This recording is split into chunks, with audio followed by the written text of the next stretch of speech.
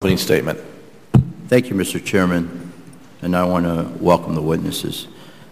The Committee on Homeland Security and its subcommittees have held no less than 8 hearings on the Secure Border Initiative and its technology piece, SBI-Net, since 109th Congress, and unfortunately the news has not gotten better over time. I'm extremely concerned with GAO's conclusion in its most recent SBI-Net review that DHS has yet to demonstrate that its proposed SBI-Net solution is cost-effective, it's the cost-effective course of action, and thus whether the considerable time and money being invested to acquire and deploy it is a wise and prudent use of limited resources. As I noted at our last hearing on SBI-Net in March, it is simply unacceptable that our borders are not secure. I, along with many of my colleagues, am anxious awaiting the results of the Secretary's assessment of SBI-Net and her strategy for securing the border going forward. I'm interested in hearing from our witnesses about when we can anticipate the completion of this assessment. What is the status of the plan to redeploy $50 million in Recovery Act funds originally intended for Block 1 to other commercially available border security technologies? When? Where and when will this technology be deployed? I am also supportive of deploying National Guard troops to the border, but once again the Department has not provided this committee with the details of its plan. This piecemeal approach and consistent lack of details makes me question whether the Secretary has a comprehensive strategy for securing our borders. I'm also troubled by the themes that run through many of the Department's large-scale procurements. Many of the GAO findings related to SBI-Net also apply to other large-scale DHS procurements. The GAO finding that the Department lacks the basis to determine whether the proposed SBI-Net system will work and is cost-effective is similar to the GAO findings on procurements such as the transformation and systems consolidation, the Department's financial management consolidation effort. In both procurements, there is an inability to reliably estimate the overall costs of the projects. Mr. Chairman, we on the Management Subcommittee must work to ensure that the Department has the resources and staffing it needs to develop the vital acquisition management capabilities such as cost estimation. Until we can mature these functions at the headquarters level, I fear that we will continue to see problems in these large-scale procurements. With that, I'd like to welcome our witnesses again. I look forward to your testimony. Securing our borders is essential to Homeland Security, and we have to get it right. Thank you, Mr. Chairman. I yield back the balance of my time. Just before the subcommittee's last hearing on SBI-Net, the Secretary announced her intention to use, as I said during my statement, I know you mentioned the $50 million in the recovery funds. I'm aware that there's promising DoD technology, Mr. Borkowski, being used on the border. Will the redeployed Recovery Act funding be used to leverage this technology?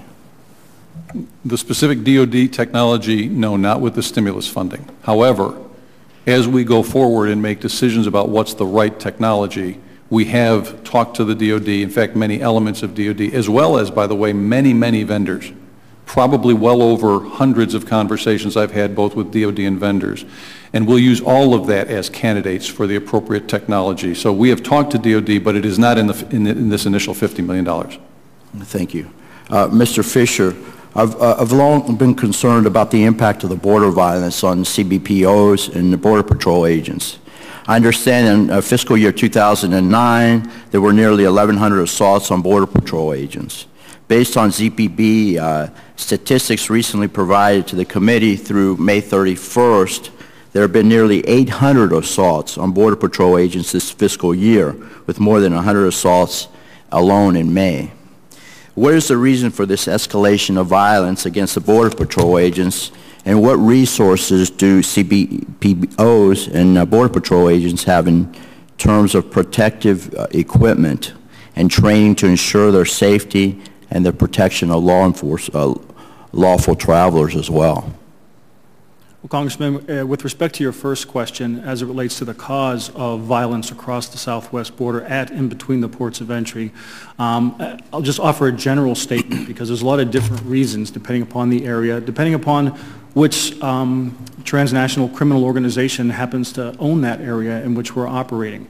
But in general terms, what we've seen over the years, and consistent what we're seeing so far this year, is that there is generally a cause and effect of what we do with respect to our enforcement posture at the ports of entry and between the ports of entry. And by the way, I should mention, those aren't being done independently. Those are being done collectively within the field leadership because we recognize that the criminal organizations historically have tried to exploit at the ports and in between the ports. So what we're doing in our joint planning, our joint enforcement posture, is we're making a difference in the criminal organizations to operate in these particular areas where historically they've operated with impunity.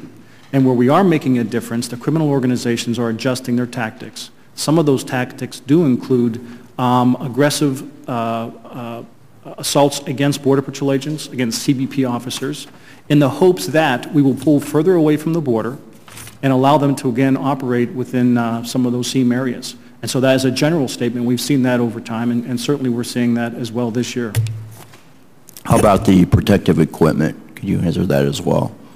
Yes, sir, I can. Again, throughout the year, as we start seeing the evolution, if you will, of that threat, as an operator, we take that into consideration in planning and making sure that the agents and officers are trained properly, they have the equipment. And what we've instituted over the years that we're currently deploying today in forms of less lethal capabilities that would take the form of FN 303s. Pepper ball systems, riot gear, and we also have specially trained CBP officers and Border Patrol agents that when we know we need to go into a particular area and the threat assessment indicates that the propensity of violence may be high, we go ahead and deploy those troops in advance with extra equipment, extra training to make sure that when we do go in and enforce those areas that we do have the appropriate agents that are trained and equipped to handle the commensurate threat. Thank you. Mr. Crone, in your testimony you stated that should DHS decide to continue to deploy SBI net technology beyond Block 1, it could be deployed rapidly, efficiently, and cost-effectively. How much would it cost, and how long would it take to deploy this technology to additional Border Patrol sectors? At the time that we were put on stop work, we had 3 additional deployments that we had done some initial planning.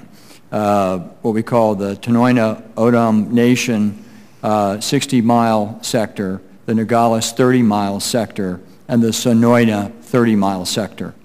At that time, we had rough order of magnitude estimates at complete.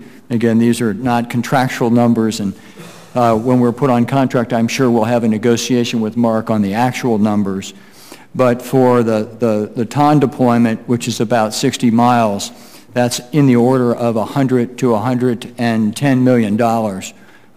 For Nogales, about 30 miles in the $50 to $60 million range, and Sonoina would be about the same, 30 miles at about the 50 to 60, or on a cost per mile around $2 million per mile of border.